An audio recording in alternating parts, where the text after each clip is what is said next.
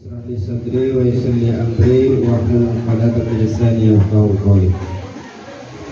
Yang kita hormati Ibu dan Bapak Fasilitator kegiatan Durus Kantor Kementerian Agama Kabupaten Blitar, kemudian Bapak dan Ibu panitia kegiatan yang sama, dan keistimewaan pada anak-anak kami, para peserta pimpinan remaja usia sekolah yang sudah ditunjuk oleh pihak sekolah untuk mengikuti kegiatan ini. Puji dan syukur dari kita berserahkan kepada Allah. Salawat dan salam buat Nabi muda dan besar Muhammad Sallallahu Alaihi Wasallam. Baiklah, tadi kita sudah dibuka kegiatan ini oleh Bapak Kepala Kantor Kementerian Agama Kabupaten Blitar. Untuk selanjutnya perlu kami sampaikan kepada anak-anak kami bahwasanya kita di dalam kegiatan ini terdiri dari 3 sesi atau 3 pemateri. Materi yang pertama nanti akan disampaikan oleh Ibu Rini Masniri SAG. Beliau penyuluh fungsional Kecamatan Parayangan sekaligus fasilitator yang terbintek kegiatan Brus dan Pinguin. Kemudian nanti pada sesi yang kedua akan diisi oleh dari pihak dinas kesehatan atau puskesmas. Insya Allah nanti jam 10 beliau akan hadir. Kemudian di sesi yang terakhir nanti di jam 1 sampai jam 3 itu akan diisi oleh Bapak Arpendi juga dari Kecamatan Parayangan sebagai fasilitator Brus juga. Kami sampaikan kepada anak-anak kami sesuai dengan apa yang disampaikan oleh Bapak Kepala Kantor Kementerian Agama tadi, bahwasannya kegiatan ini adalah kegiatan nasional atau program nasional yang sudah kita langsungkan dari tahun 2019. Jadi Ananda sudah merupakan untuk kesekian kalinya mengikuti kegiatan ini. Pada tahun ini kita melaksanakan kegiatan itu 11 angkatan. Pada saat ini Ananda mengikuti sudah angkatan yang ke-8. Untuk selanjutnya kami serahkan kepada Ibu Fasilitator untuk menyampaikan materi di hadapan kita bersama. Pada Ibu, waktu dan tempat kita berserahkan dengan bismillahirrahmanirrahim. Bismillahirrahmanirrahim. Bismillahirrahmanirrahim. Sebelum kita mulai, kita briefing dulu untuk membangkitkan semangat kita kembali. Kita nyanyi Halo Kawan. Pernah dengar? Belum, cukup satu kali, anak-anak Ibu akan bisa mengikuti. Nah, Ibu yakin yang hadir dalam lokal ini adalah anak-anak yang pilihan, anak-anak yang hebat. Jadi ekspresinya gini, halo kawan, kita jumpa lagi, salam kanan, salam kiri, assalamualaikum, waalaikumsalam. Sah? Jadi bisa salam juga bisa, yang lain apa? Selain salam, senyum. Nah, senyum juga bisa. Halo kawan, kita jumpa lagi, senyum kanan, senyum kiri, kedipkan mata ting ting, sekali lagi ting ting. Bisa? Apalagi selain salam, senyum? Cupit juga bisa. Halo kawan, kita jumpa lagi, cubit kanan, cubit kiri, kedipkan mata ting ting, sekali lagi ting ting. Bisa? Nah, yuk semangat. Hai. Halo. Mana suaramu? Ini suaraku. Mana semangatmu? Ini semangatku. Bisa halo kawan? Bisa. Nah, semangat ya. Dengan gerakan. Yuk, 1, 2, 3. Halo kawan, salam dulu. Salam kanan, halo kawan. Kita jumpa lagi. Salam kanan, salam kiri. Assalamualaikum, waalaikumsalam. Senyum lagi. Halo kawan, kita jumpa lagi. Senyum kanan, senyum kiri, kejutkan mata ting-ting, sekali lagi ting-ting. Tak ada yang kedekatan. Baik, kita lanjutkan pada materi bimbingan pranida remaja usia sekolah atau usia. Baik, untuk perkenalan ini, sebagaimana dikatakan, kalau tidak kenal, tidak tahu maka tak kenal, tak kenal maka tak tahu. Tidak ada yang dengar ya. Nah, jadi untuk perkenalan, nama ibu mungkin tadi sudah disebutkan juga. Rini Mas Mary, sarjana agama, bertugas sebagai penyuluh agama di kantor urusan agama Kecamatan Panjangan. Mungkin ada anak-anak ibu yang kalau berasal dari Sungai Karat sudah kenal juga sama ibu. Mungkin tak asing ya. Ada, karena ibu dulu 10 tahun di kantor urusan agama Kecamatan Sungai Karat. Nah, ya kan? Berarti sudah jumpa sama anak-anak ibu di didikan subuh, di acara khatam, seleksi khatam dari TK, seleksi khatam TPA TPSA. Ibu sudah turun ke lapangan di Kecamatan Sungai Karat. Jadi selama 10 tahun dari 2010 sampai 2020. Jadi kalau ibu tinggal di Jorong Piliang, Kecamatan 5 tahun. Bisa anak ibu jawab, mengapa perlu dilaksanakan bimbingan remaja? Kenal remaja? Masih butuh dibimbing. Bagus. Ada yang lain? Ada di sini?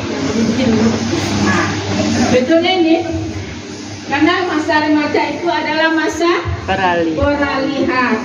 Makanya perlu dibimbing.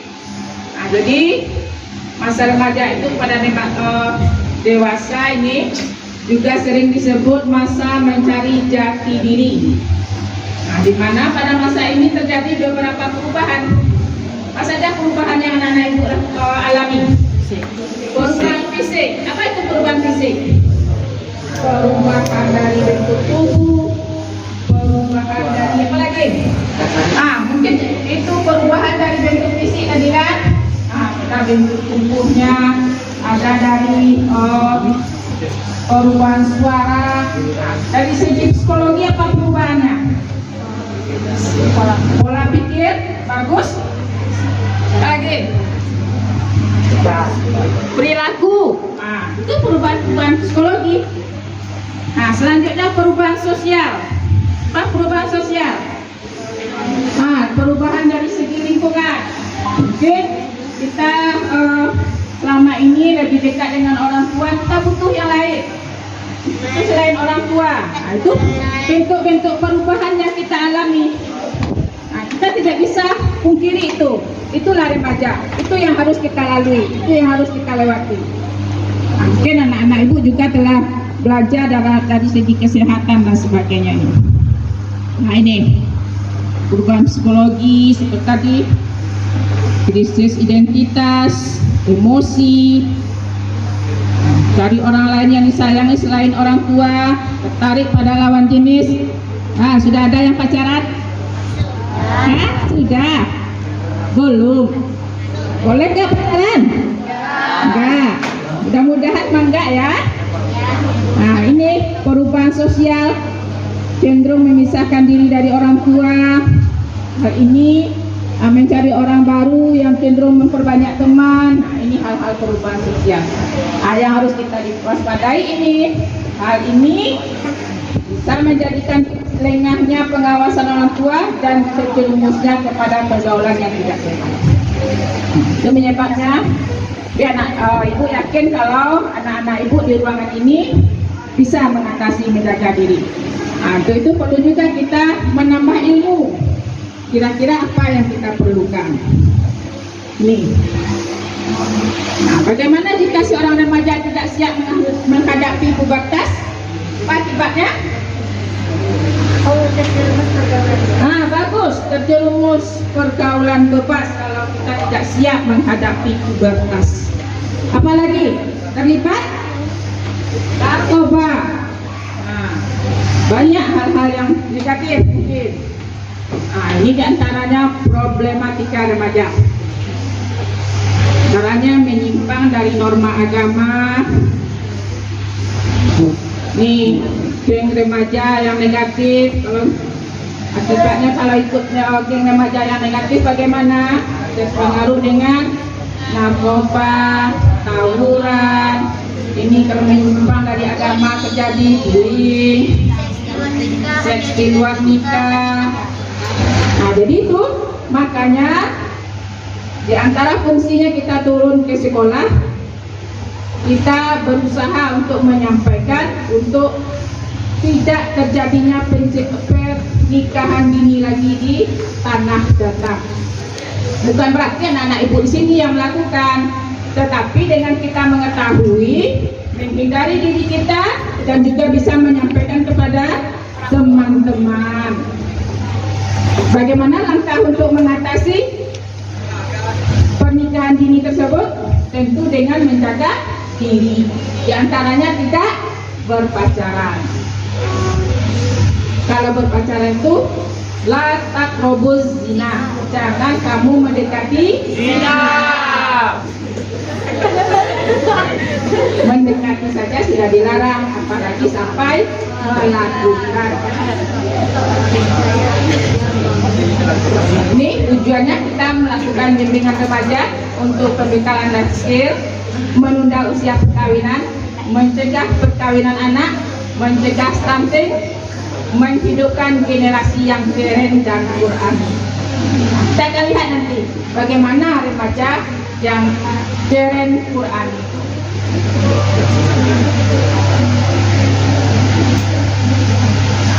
Nah, jadi terlebih dahulu kita harus mengenali diri kita. Mengenali diri ini dalam artian kita sebagai remaja, kita tahu dengan diri kita apa kelebihan dan kekurangan yang ada dalam diri kita. Misalnya kelebihan kita